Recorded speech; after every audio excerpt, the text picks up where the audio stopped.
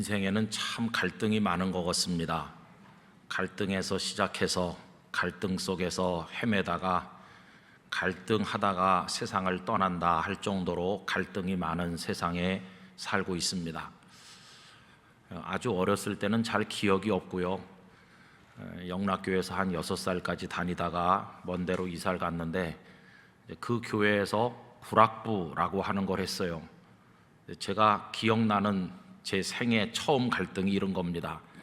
그 도림 구락부를 다녔는데 구락부가 유치원 비슷한 겁니다. 애들이 모여가지고 이제 배우고 그래요. 근데 그때는 이름을 왜 구락부라고 했는지 모르겠어요. 근데 여러분, 저의 첫 갈등이 뭔지 아세요? 저 예쁜 여자애는 왜 나랑 놀려고 하지 않을까? 그게 요만했을 때 갈등이었어요. 근데 이제 한 초등학생, 중학생 이렇게 되니까 갈등이 상당히 사회 심리적이고 구조적인 갈등이 됐는데, 힘세다고 애들 막 쥐어받고 주먹질 잘하는 좀 거칠고 폭력적인 애가 반장도 하고 학생회장도 하는 거예요. 야, 어떻게 이럴 수가 있나.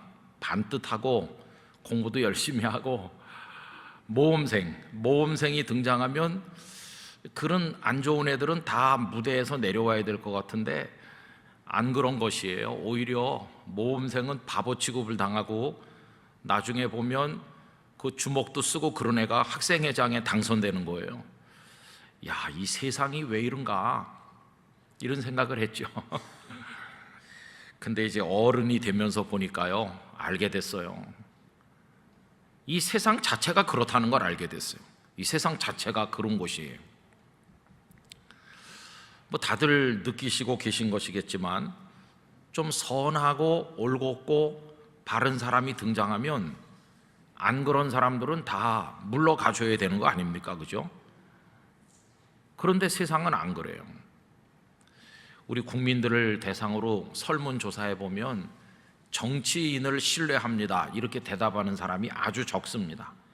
그런데도 여러 가지 이유 때문에 내년에 대선이 이제 앞두고 있으니까 다 국민들이 정치라는 놀이터에 지금 모였잖아요.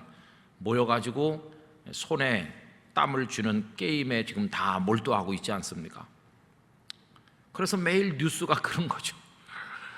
근데 거기 등장하시는 분들이 아주 반듯하고 선하고 고든 삶으로 그 아름다운 인생의 이야기들이 국민들에게 뉴스가 된다면 얼마나 좋겠어요. 그런데 그렇지 않은 것 같아요. 보통 국민들도 저지르지 않는 파렴치한 일 혹은 불법, 편법, 탈법을 했다느니 하면서 그런 게 매일 뉴스에 올라오고 있잖아요. 그러면 진짜 올곧은 어떤 사람이 등장하면 나머지 사람들이 다 무대에서 내려와야 될 것 같은데 안 그렇죠. 오히려 목소리가 더 커지고, 착한 사람 보고는 국민들이 이렇게 말해요. 그렇게 착해 빠져서 무슨 정치를 하겠느냐고. 듣고 보면 씁쓸해요. 그러면 정치를 하려면 적당히 악해야 되고 나쁜 짓도 밥 먹듯이 하는 사람만 정치를 해야 되나? 얼마나 이게 씁쓸한 얘기입니까? 그죠? 근데 세상은 그런 것 같아요. 착실하고 선량하고 바르고 양심적이면 바보 취급 당하면서 살기가 어려운 세상, 이게 지금 우리가 살고 있는 세상인 것이죠. 너무 이 사회적 가치가 전도되어 있습니다. 막 뒤죽박죽이 되어 있어요. 성경이 가르치는 기독교적 가치들이 대접을 못 받고 땅바닥에 밟히고 있어요. 정직하게 살아야죠. 그러면 아이고 무슨 정직, 그냥 적당히 누이 좋고 매부 좋게 살아야지, 이렇게 말해요. 가정을 깨끗하게 지키고 남편과 아내가 서로에게 신실해야지, 이렇게 하면은 아니 세상이 어떤 세상인데 적당히 즐기고 그래야지. 흥부처럼 착하게 살아야지. 그러면 바보 취급 당해요. 놀부가 훨씬 현명하다, 이렇게. 그래서 우리 기독교인들이 어렵습니다. 어떻게 살아야 되는 건가? 일주일에 주일 하루는 하나님을 찾고 기독교적으로 살고 엿새는 그냥 뭐 세상이 다 그런데 어떡하겠어 그러면서 그들 곁에 가서 서야 되는 것인지, 내가 그래도 성도인데 내 자리를 어디로 정해가지고 어떻게 살아가야 될지 그렇게 고민하는 성도들이 굉장히 많을 것이라고 생각합니다. 여러분, 우리가 살고 있는 이 시대 혹은 이 세대 어떤 것인지 우리 잘 생각해 봐야 되는데, 근데 이 세상에 죄가 들어온 이후로 모든 시대는 다 악했어요. 노아가 살던 시대, 구약 성경에 가슴을 치며 탄식하던 선지자들의 시대, 예수님께서 사시던 시대, 그리고 오늘 우리 시대. 그래서 이 시대 속에서 그리스도인으로 존재하려면 이 시대를 잘 알아야 됩니다. 여러분, 예수님께서 그 세대를 탄식하셨어요. 오늘 본문 16절에 어떻게 시작됩니까? 이 세대를 무엇으로 비유할까? 이렇게 탄식하시는 거죠. 이 세대라고 할 때 그 이 세대라고 하는 속에는 예수님의 마음 아픈 탄식이 배어 있는 겁니다. 그러면 예수님께서 말씀하시는 세대는 어떤 성격을 가졌을까요? 마태복음 12장 39절에 보니까 예수께서 대답하여 이르시되 악하고 음란한 세대가 표적을 구하나 선지자 요나의 표적밖에는 보일 표적이 없느니라. 마태복음 17장 17절은요, 예수께서 대답하여 이르시되 믿음이 없고 패역한 세대여, 내가 얼마나 너희와 함께 있으며 얼마나 너희에게 참으리요 그를 이리로 데려오라 하시니라. 또 마가복음 8장 38절은 누구든지 이 음란하고 죄 많은 세대에서 나와 내 말을 부끄러워하면 인자도 아버지의 영광으로 거룩한 천사들과 함께 올 때에 그 사람을 부끄러워하리라. 이게 예수님께서 그 세대를 두시고 하신 말씀이죠. 또 빌립보서 2장 15절에 보면 이는 너희가 흠이 없고 순전하여 어그러지고 거스르는 세대 가운데서 하나님의 흠 없는 자녀로 세상에서 그들 가운데 빛들로 나타내며 라고 했습니다. 성경에서 이 세대라고 할 때 어떤 세대입니까? 악하고 음란한 세대, 믿음이 없고 패역한 세대, 음란하고 죄 많은 세대, 어그러지고 거스르는 세대. 이게 예수님이 사시던 세대도 그랬고 바울 사도 살던 세대도 그랬고 오늘 우리 세대도 그렇다 하는 것입니다. 그러니까 세대가 그러니까 기독교적인 가치관이 받아들여지지를 않지요. 여러분, 우리들은 성도로서 성령의 열매를 맺고 싶어 하잖아요. 사랑과 희락과 화평과 오래 참음과 자비와 양성과 충성과 온유 절제, 이런 열매를 좀 맺으면서 살면 세상이 밝아지고 행복해질 거라고 생각하는데 세상은 이런 가치들을 눈여겨보질 않아요. 그렇게 사는 걸 답답하게 여겨요. 그러면 이 세상은 어떤 가치를 추구하고 어떤 스타일로 살고 있을까요? 제가 성경을 두 군데 읽어드리려고 하는데 우리 대한민국 사회랑 한번 비교해 보시고 우리 주변과 우리 마음속의 모습하고 한번 연결해서 생각해 보시기 바랍니다. 갈라디아서 5장 19절로 21절, 이제 이 말씀을 읽으면은 정말 오늘 이 시대와 딱 맞다 이렇게 느끼실 거예요.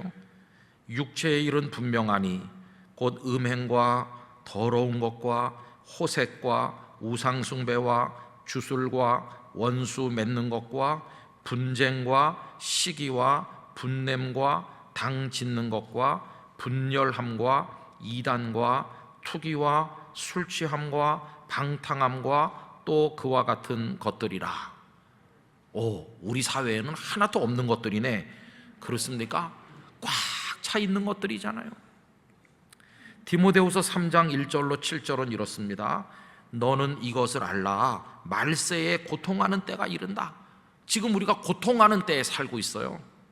사람들이 자기를 사랑하며 돈을 사랑하며 자랑하며 교만하며 비방하며 부모를 거역하며 감사하지 아니하며 거룩하지 아니하며 무정하며 원통함을 풀지 아니하며 모함하며 절제하지 못하며 사나우며 선한 것을 좋아하지 아니하며 배신하며 조급하며 자만하며 쾌락을 사랑하기를 하나님 사랑하는 것보다 더하며 경건의 모양은 있으나 경건의 능력은 부인하니 이 같은 자들에게서 내가 돌아서라.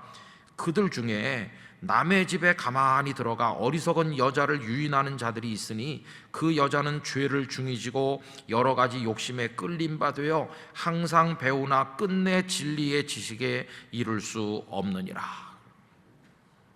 여기 이 사람들의 모습이 행하는 일들이 그냥 우리 주변에 있는 일하고 똑 닮았어요. 야, 이 말씀이 선포되고 기록되던 그때랑 지금이랑 똑같구나. 뭐 첨단 과학, 뭐 자동차 타고 다니고 잘 먹고 건물이 뭐 하늘을 찌를 듯이 올라가고 대단한 세상이 된 것 같지만 똑같습니다. 여러분, 아담과 하와 이후로 이 세상에 죄라고 하는 게 탁 들어온 이후로 모든 세대는 이렇게 됐어요. 우리 시대가 그렇고 우리 자녀들, 소중한 우리 눈에 넣어도 아프지 않는 손자 손녀들이 살아갈 세상이 이런 세상이죠. 그러니까 이 속에서 예수님께서 가르치고 성경이 기록하고 있는 아름다운 가치들, 그게 먹히겠습니까? 아유, 다 사람들이 비웃죠. 비웃어요.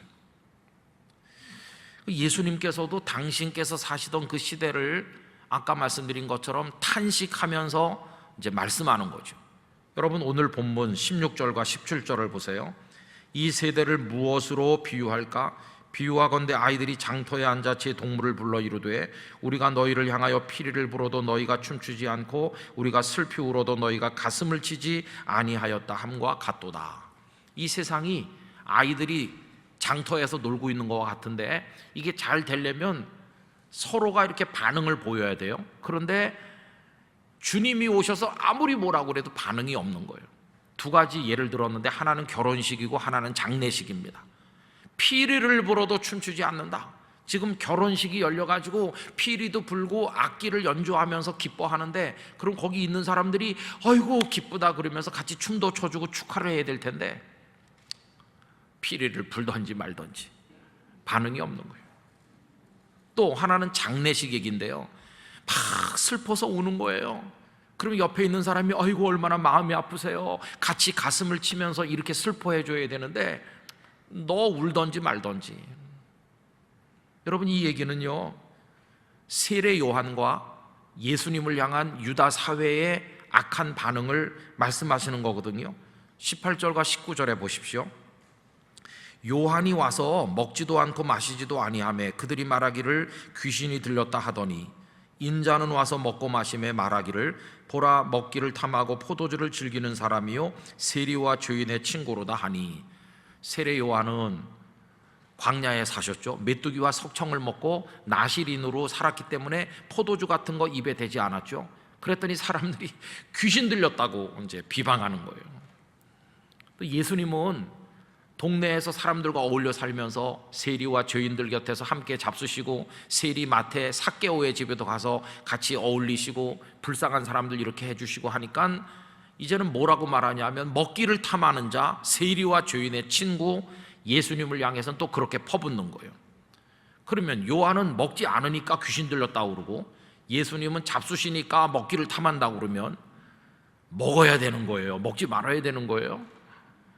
먹을 듯 말 듯 하고 있어야 되는 거예요?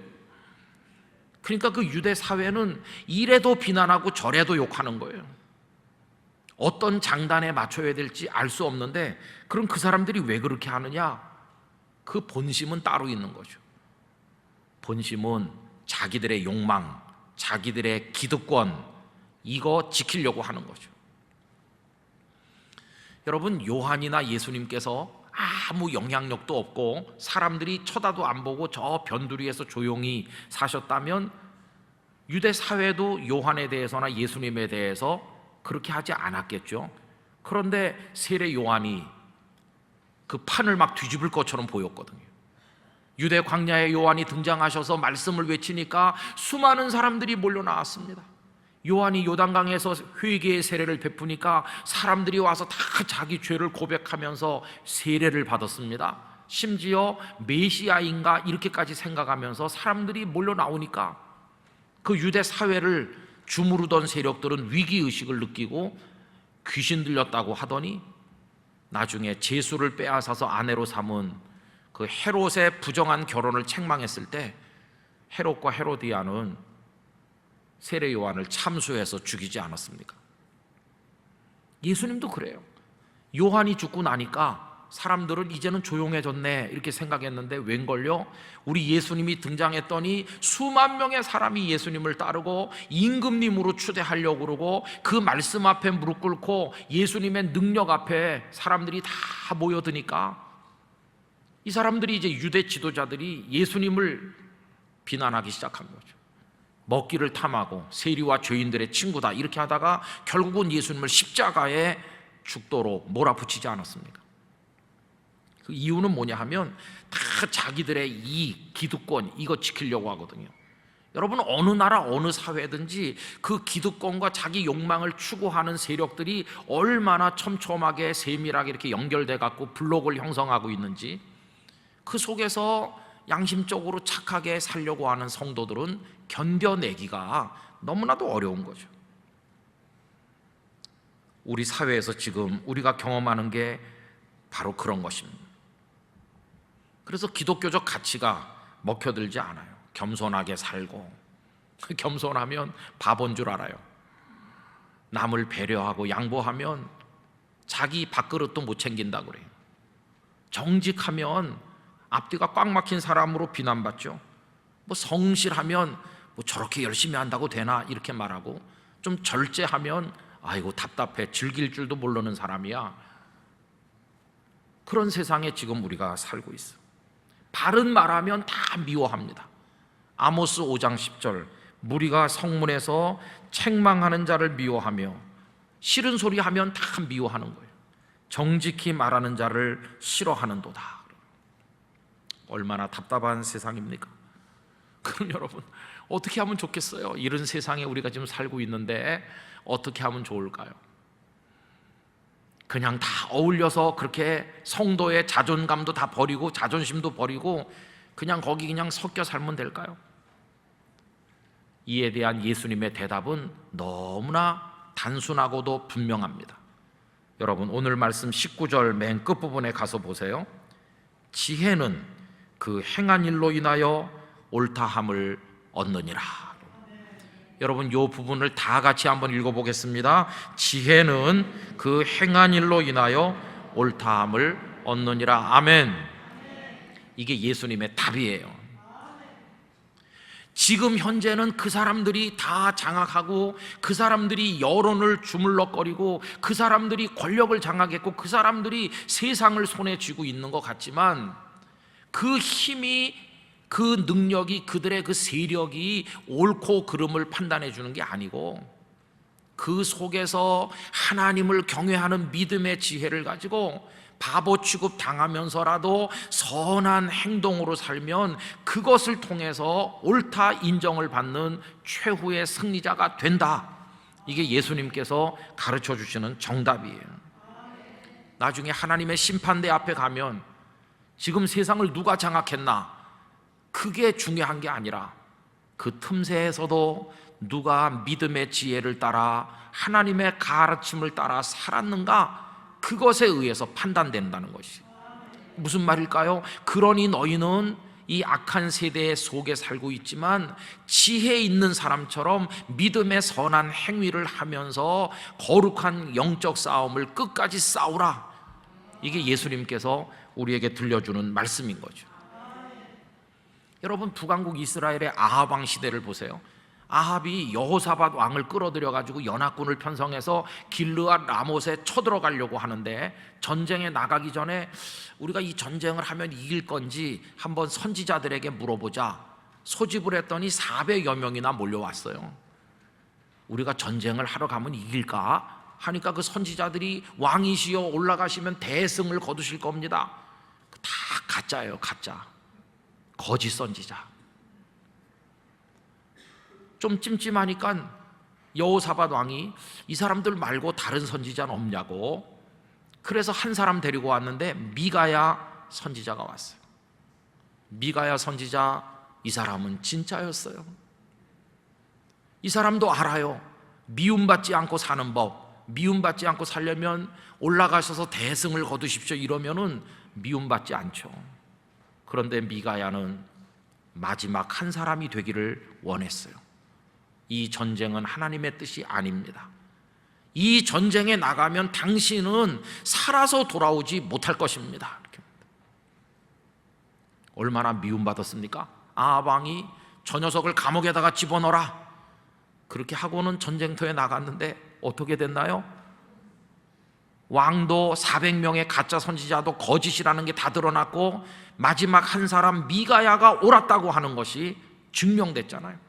전쟁터에서 아합이 화살에 맞았는데 적이 쫓아오니까 쉬지 못하고 치료도 못하고 계속 적을 막아내다가 피가 너무 많이 흘려져 가지고 그냥 죽었고, 그 피가 잔뜩 고인 병거를 물에서 씻었더니 개들이 와서 그 물을 핥아 먹었다.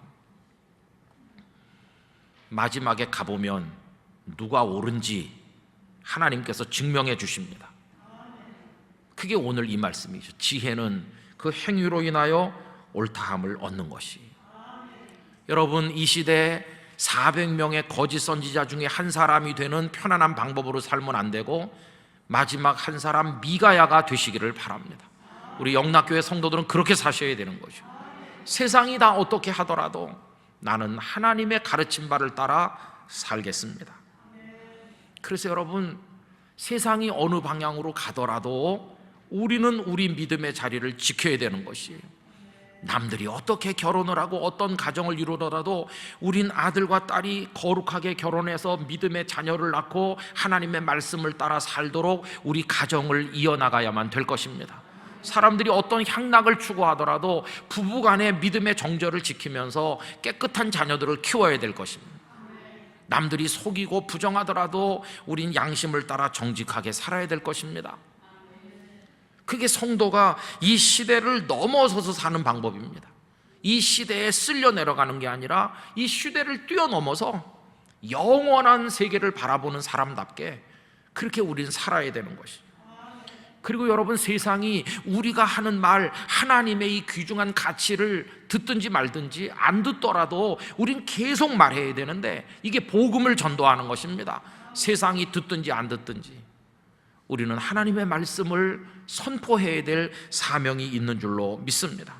언젠가는 누가 옳은지가 명명백백하게 드러나게 될 것이기 때문입니다. 여러분, 이 같은 구절을 누가복음 7장 35절은 행위 이렇게 번역하지 않고 자녀라고 번역했어요. 지혜는 자기의 모든 자녀로 인하여 옳다함을 얻느니라. 저는 이 자녀라는 단어가 마음에 들었어요. 지혜 있는 믿음의 사람이 남기는 삶의 열매, 그 행위가 자녀인데 저는 이 자녀가 육체의 자녀라는 생각도 들더라고요. 세상에 어떤 교육, 어떤 방식으로 우리들의 자녀들이 다 망가지더라도 성도 가정의 자녀는 말씀을 따라 가르쳐야 되는 거죠. 성도 가정의 자녀는 구별되게 키워나가야만 되는 것이죠. 우리들의 아들, 딸, 손자, 손녀들이 쾌쾌 묵었다고 비난받는 그런 일이 있어도 성경의 가치대로 살아가는 자녀가 되도록 키우실 수 있기를 바라는 것입니다. 그게 우리가 해야 될 일인 것이죠.